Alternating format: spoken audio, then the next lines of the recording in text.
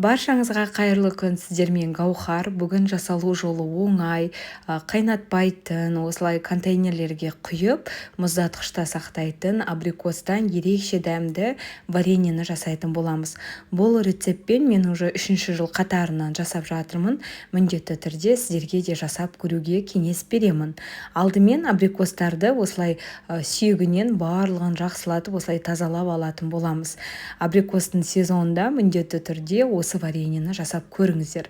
Одан кейін бізге апельсин керек. 2 апельсин жеткілікті. Егерде бір апельсин салам десеңіз, өздеріңіздің қалауынша. Одан кейін лимонды да дәл видеодағыдай кесіп шығамыз. Негізінде 2 апельсин, 2 лимон салу керек. Бірақ та мен лимонды қатты ұнатпағандықтан 1 лимон және де 2 апельсинді қосамын. Келесі кезекте енді абрикостарымызды мясорубканың көмегімен барлығын тартып аламыз, немесе осылай блендердің көмегімен барлығын езіп аламыз. Дәмі енді керемет, әсіресе қыстың күні қара шаймен ішкенге керемет өтеді қыздар. Сіздер де жасап көріңіздер.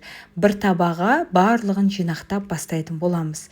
Енді қалған абрикостарымызды да дәл осылай блендердің көмегімен езіп аламыз. Блендер болмаса еш нәрсе етпейді, мясорубкамен да бір тартып алсаңыздар жеткілікті болады.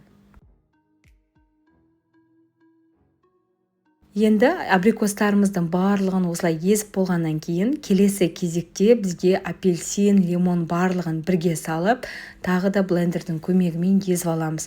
Видеоға менде апельсин мен лимонның салған видеосы түспей қалған. Одан кейін барып қантты қосамыз.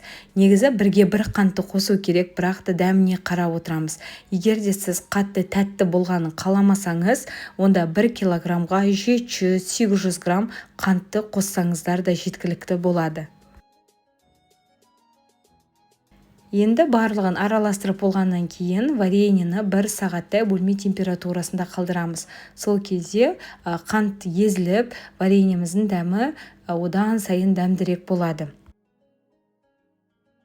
Одан кейін барып осылай контейнерлерге вареньеларымыздың барлығын осылай құйып шығатын боламыз. Мұздатқышта сақтаймыз, қыстың күні пайдалана берсеңіздер болады.